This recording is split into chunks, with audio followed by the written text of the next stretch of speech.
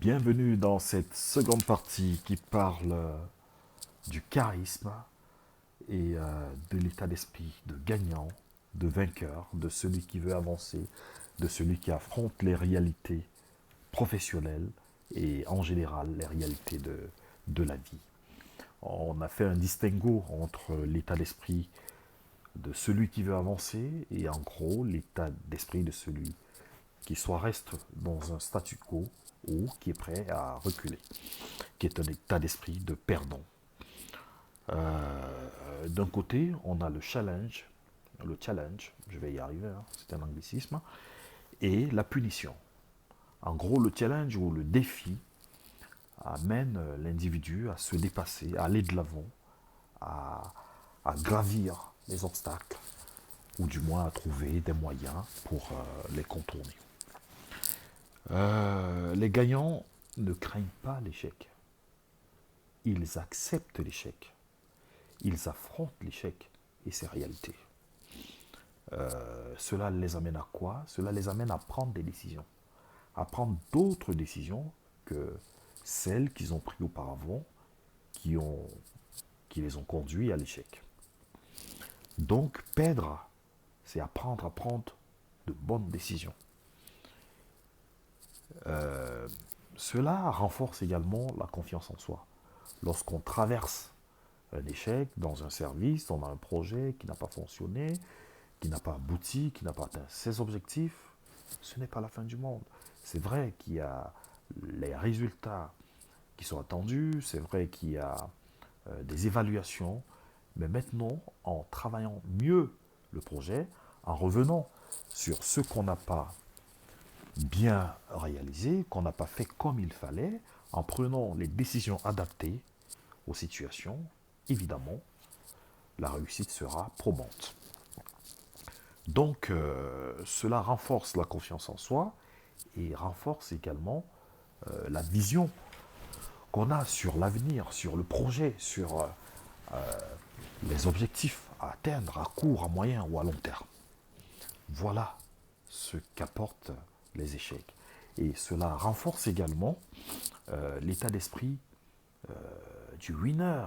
Le winner, c'est souvent pris dans le mauvais sens, mais c'est celui qui ne lâche rien. C'est celui qui veut à tout prix atteindre des objectifs. C'est celui qui veut avancer. C'est celui qui trouve des voies et moyens pour contourner les difficultés. Contourner dans le sens d'éviter de ne pas perdre le temps, de ne pas perdre d'énergie, surtout le capital émotionnel est très très important. Il ne faut pas le dilapider dans des batailles qui seraient inutiles alors que cela servirait ailleurs dans d'autres combats plus légitimes. Voilà. Et il ne faut jamais penser que la chance, la réussite qui vient avec la chance, euh, tombe dessus. Non. La chance au sens propre de quelque chose qu'on n'attend pas de merveilleux, ça n'existe pas. Toute chance doit se provoquer. Et on doit être en situation de, de provoquer la chance. Parce que la chance se provoque. Si on ne fait rien, si on attend, il sera très rare qu'il nous tombe quelque chose dessus. Ça peut arriver, mais vaut mieux être en situation de provoquer la chance, de provoquer des événements qui conduisent à la réussite d'un projet. Ce serait mieux. Voilà. Et aussi, il y a des choses qu'il ne faut pas oublier. Il ne faut pas se limiter sur ces blocages. Il faut avoir une image de soi-même qui soit équilibrée par rapport au projet, par rapport à nos engagements. Mais également savoir ce qu'on est capable de faire ou pas, tout simplement.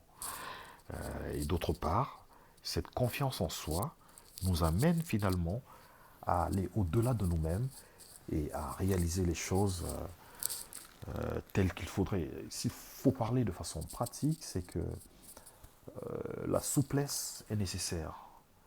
La souplesse dans tout projet, dans tout groupe de travail, l'écoute, la compréhension de l'autre, le recul, mais également un dialogue, pas un dialogue à sens unique, un dialogue multilatéral. Les managers, par exemple, qui aimeraient se faire entendre, qui aimeraient se faire relier, sont, ils installent des ramifications au sein des éléments de leur groupe. Chaque ramification a pour objectif de conduire, de diriger une idée. Et lorsqu'on est capable d'une telle distance, de mettre en place un tel dispositif de communication, peu de choses peuvent amener à la non-réussite d'un projet, voire à un échec. Et si tant est que cet échec se présente, c'est pas dramatique.